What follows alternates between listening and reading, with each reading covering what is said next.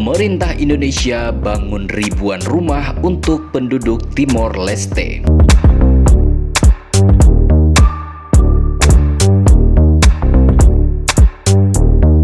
Kementerian Pekerjaan Umum dan Perumahan Rakyat atau PUPR Republik Indonesia mulai membangun 2.100 unit rumah untuk para pejuang ex-Timor Timur atau Timor Leste yang bermukim di Kupang, Nusa Tenggara Timur.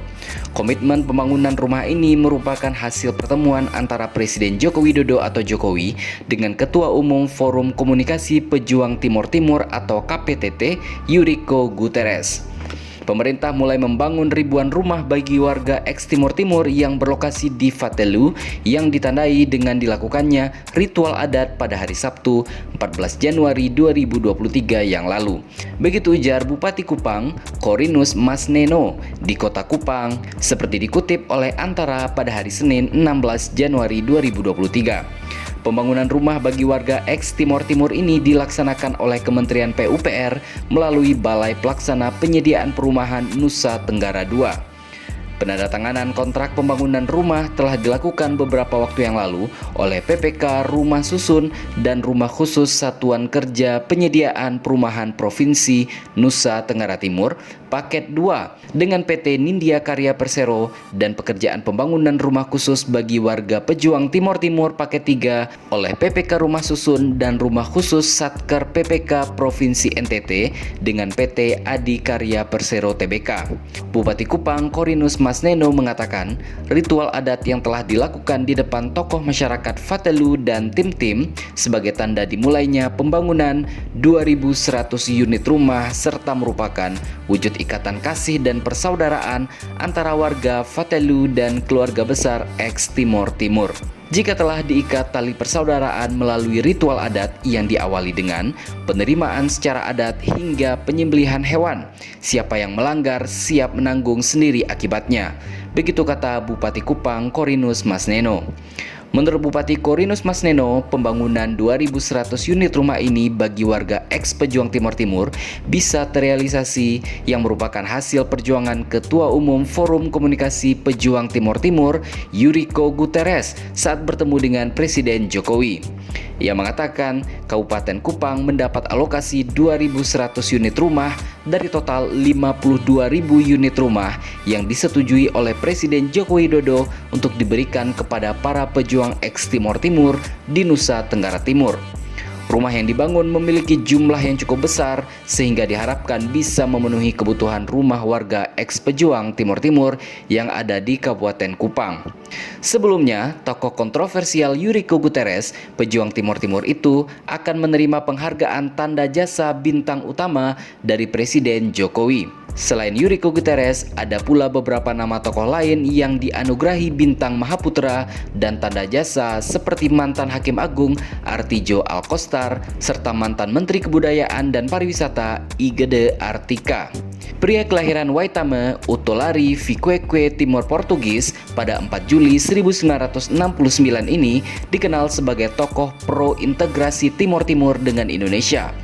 Yuriko Guterres pernah menjabat sebagai Wakil Panglima Milisi Pro-Indonesia di Timor Leste dan anggota DPRD Timor Timur fraksi Golkar pada tahun 1999 hingga 2004. Namun pada tahun 2002, ia dituduh terlibat dalam sejumlah pembantaian di Timor Timur dan merupakan pemimpin milisi utama pada pembantaian pasca referendum dan penghancuran kota Dili. Yuriko pun dinyatakan bersalah dan dijatuhkan hukuman 10 tahun penjara tepat pada November 2022.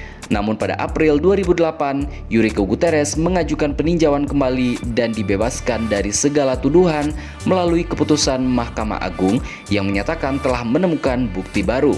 Saat ulang tahun yang ke-13 Partai Gerindra pada hari Sabtu, 6 Februari 2021, Yuriko Guterres secara langsung telah bergabung dengan partai pimpinan Prabowo Subianto itu. Secara singkat, profil Yuriko Guterres adalah sebagai berikut. Yuriko Guterres lahir pada 4 Juli 1969 di Waitame, Utolari, Fiqueque, Timor Portugis. Ia dibesarkan oleh seorang warga sipil Indonesia, lalu dikirim untuk belajar di Sekolah Katolik Hati Kudus Yesus di Becora, Dili. Saat SMA, Yuriko Guterres putus sekolah dan terlibat dalam kegiatan gangster kecil-kecilan, termasuk menjadi pelindung sebuah tempat judi bola guling di Tachitolu, Dili. Yuriko pernah dipenjara pada tahun 1988 usai ditangkap Intel Militer Indonesia dengan tuduhan terlibat dalam komplotan untuk membunuh Presiden Soeharto yang akan mengunjungi Dili di Oktober 1988.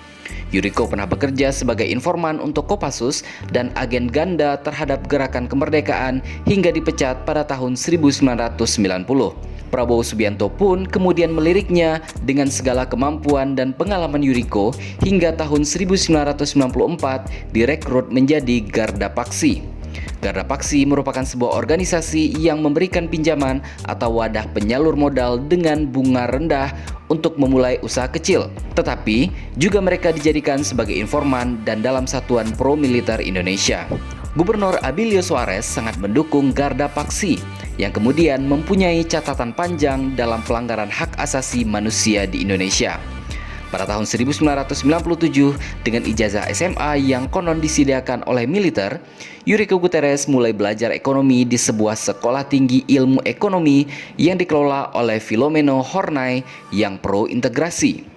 Yuriko hanya belajar selama 3 semester, kemudian menikah dengan kemenakan Uskup Nascimento dari Bacau dan mempunyai 3 orang anak.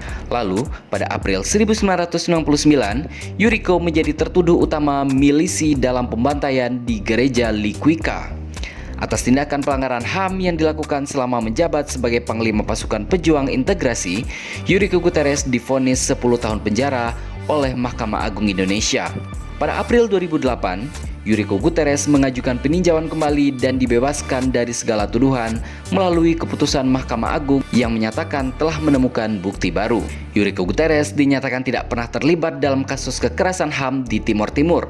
Ia pun diputuskan bebas oleh Mahkamah Agung.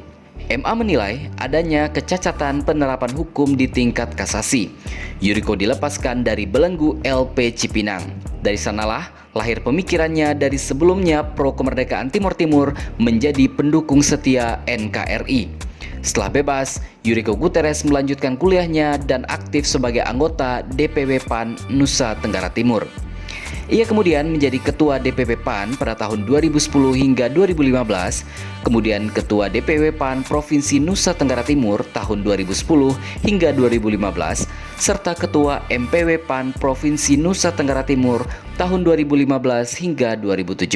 Lalu, pada HUT ke-13 Partai Gerindra, Yuriko Guterres bergabung dengan Partai Gerindra, tepatnya pada Sabtu 6 Februari 2021.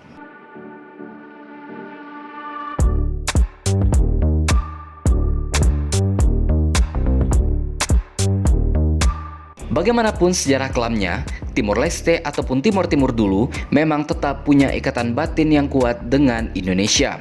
Meskipun kini sudah resmi berpisah, kisah panjang perjuangan penduduk Timor Leste yang dulu Timor Timur yang cinta sekali dengan Indonesia dan tidak ingin berpisah dari pangkuan Ibu Pertiwi memang layak diapresiasi. Dan bentuk apresiasi ini salah satunya adalah pembangunan rumah oleh pemerintah Indonesia bagi mereka pahlawan integrasi Timor Timur dengan Indonesia.